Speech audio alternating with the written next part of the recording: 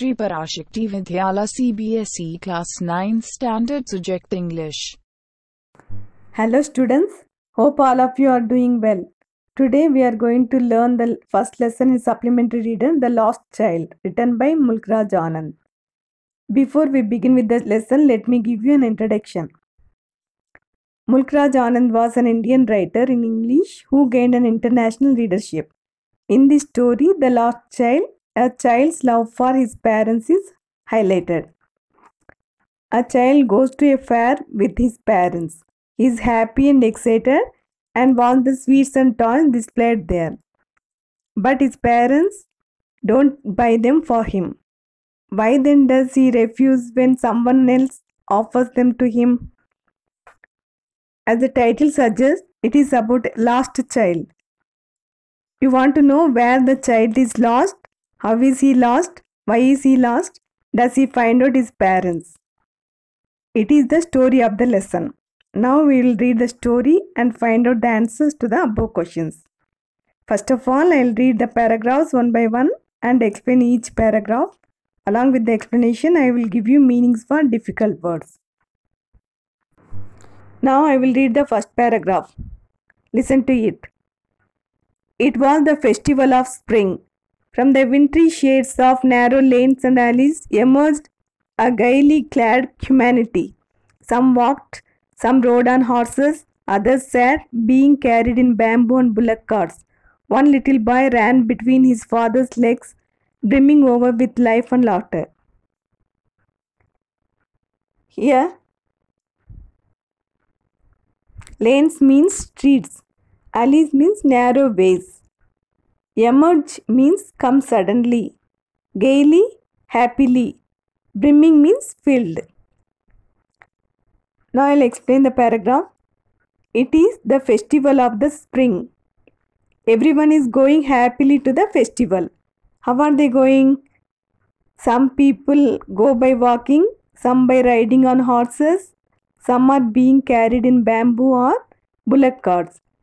The child is very happy and excited because he is also going to the festival with his parents. Now I will read the next two paragraphs. Come, child, come, called his parents, as he lagged behind, fascinated by the toys in the shop that lined the way. He hurried towards his parents, his feet obedient to their call, his eyes still lingering on the receding toys. As he came to where they had stopped to wait for him, he could not suppress the desire of his heart, even though he well knew the old cold stare of refusal in their eyes. I want that toy, he pleaded. His father looked at him red-eyed in his familiar tyrant's way. His mother, melted by the free spirit of the day, was tender and giving him her finger to hold, said, Look, child, what is before you? Here, lag behind means stay behind. Fascinated means attracted. Linger, hanging around. Tyrant, cruel. Now I will explain the paragraph.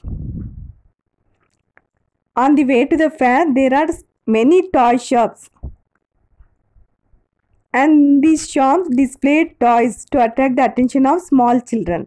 Naturally, this child also attracted by the toys and moves slowly. His parents call him to join with them. He obeys them and hurries towards his parents, but his eyes are still on the toys. They walk for a while and stop at a place. When the child asks his parents to buy toys, his father looks at him angrily. His mother asks him to hold her finger and asks him to look at what is before him. Now I will read the next paragraph. It was a flowering mustard field, pale like melting gold as it swept across miles and miles of even land. A group of dragonflies were bustling about on their gaudy purple wings, intercepting the flight of a lone black bee or butterfly in search of sweetness from the flowers. The child followed them in the air with his gaze, till one of them would still its wings and rest, and he would try to catch it. But it would go fluttering, plopping up into the air.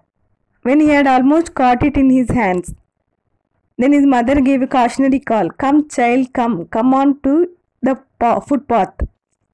He ran towards his parents gaily and walked abreast of them for a while, being, however, soon left behind, attracted by the little insects and worms along the footpath that were teeming out from their hiding places to enjoy the sunshine.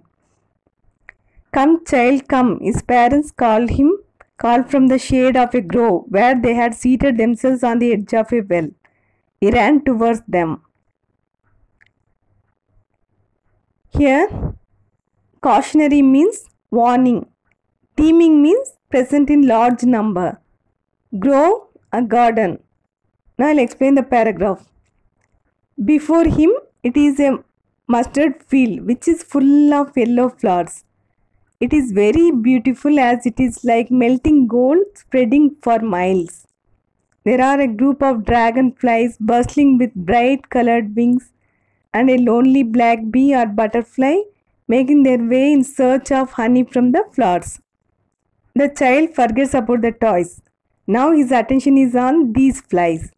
He tries to catch one of the flies which is in rest, but he fails in his attempt to catch that fly. His mother warns him and calls him to come to the footpath which leads to the fair. At once he runs gladly towards his parents. But after some time he is again attracted by the little insects and worms which comes out from their hiding places to enjoy the sunshine. His parents are tired of walking a long distance, so they sit on the edge of a well in a garden. They call him to join with them. He runs towards them. Now I'll read the next two paragraphs. A shower of young flowers fell upon the child as he entered the grove, and forgetting his parents, he began to gather the raining petals in his hands. But lo, he heard the cooing of doves and ran towards his parents, shouting, "The dove, the dove!" The raining petals dropped from his forgotten hands. Come, child, come. They called to the child, who had now gone running in wild capers round the banyan tree, and gathering him up, they took the narrow winding path which led to the fair through the mustard fields. Here, caper means a short jump or dancing movement. Winding means curved. Now I'll explain the paragraph. When he enters the garden, young flowers shower on him. He collects these petals in his hands. At once he hears the cooing of the dove and the petals drop from his hands. Then he dances around a banyan tree. His parents call him to join them. Then they take the narrow curved footpath which leads to the fair through the mustard field. Now I'll read the next two paragraphs. Listen to it. As they near the village, the child could see many other footpaths full of throngs converging to the well full of the fair, and felt at once repelled and fascinated by the confusion of the world he was entering. A sweetmeat seller hawked gulab jamun, rasagulla, barfi, jalebi at the corner of the entrance, and a crowd pressed round his counter at the foot of an architecture of many colored sweets decorated with leaves of silver and gold. The child stared open-eyed and his mouth watered for the barfi that was his favorite sweet. "I want that barfi," he slowly murmured. But he half knew as he begged that his plea would not be heeded because his parents would say he was greedy. So without waiting for an answer, he moved on. Now I will explain the paragraph. Here, throngs means crowd, converge means meet, repel means driven away. When they reach the village where the festival is celebrated, there are so many footpaths which lead to the village. People come from different places and through different footpaths to reach the place of celebration. There is a lot of confusion as people gather in crowds. The child wonders to see the confusion of the world he enters. It is a novel experience for him. At a counter, a meat seller is selling different colored sweets like gulab jamun, rasagulla, barfi, jalebi, which are decorated with leaves of silver and gold, and they are arranged in such a way that Everyone is attracted by them. The child's mouth waters for Burfi, as it is his favorite sweet. But he is not bold enough to ask his parents, so whispers himself, I want that Burfi. If he asks for Burfi, his parents will say that he is greedy, so he moves on with his parents. Now I'll read the next two paragraphs. Listen carefully. A flower seller hawked a garland of gulmohar, a garland of gulmohar. The child seemed irresistibly drawn. He went towards the basket where the flowers lay heaped and half murmured, I want that garland. But he well knew his parents would refuse him to buy him those flowers because they would say that they were cheap. So without waiting for an answer, he moved on. A man stood holding a pole with yellow, red, green and purple balloons flying from it. The child was simply carried away by the rainbow glory of their silken colors, and he was filled with an overwhelming desire to possess them all. But he well knew his parents would never buy him the balloons because they would say he was too old to play with such toys. So he walked on further. Here irresistibly means greatly attracted. Pole means stick.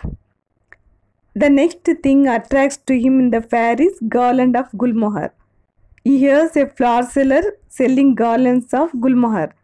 He is greatly attracted by the flowers and the garland. He murmurs again, I want that garland. He knows that his parents won't buy him garland and they'll say that it is cheap. He doesn't expect for an answer from his parents. He moves on. After some time, he sees a man selling yellow, red, green, purple colored balloons. The child is attracted by the rainbow glory of silken colors. He wants to buy all the balloons, but his parents will say that he is too old to play with balloons. So he moves on further. I'll read the next two paragraphs. A snake charmer stood playing a flute to a snake which coiled itself in a basket, its head raised in a graceful bend like the neck of a swan, while the music stole into its invisible ears like the gentle rippling of an invisible waterfall. The child went towards the snake charmer, but knowing his parents had forbidden him to hear such coarse music as the snake charmer played, he proceeded farther. There was a roundabout in full swing. Men, women, and children, carried away in a whirling motion, shrieked and cried with dizzy laughter. The child watched them intently, and then he made a bold request. I want to go on the roundabout. Please, father, mother. Here, coil means wriggle. Graceful means beautiful. Invisible means not seen by eyes. Roundabout, merry-go-round. Dizzy means confused. Now I'll explain the paragraph. A snake charmer plays a flute, and a snake which coils in the basket bends its head gracefully like the neck of a swan to the musical sound of the snake charmer. The child is now attracted by the snake charmer, but he knows that his parents forbids him to hear such coarse music, so he moves on further. In the fair, there are so many attractive things for the small child. One of them is a roundabout. Men, women, children shriek and shout loudly while carrying away in a merry-go-round. The child now wants to ride on it. He asks his parents for permission to enjoy it. Whether he gets consent from his parents or not, you will get to know about this in the next class. Thank you very much.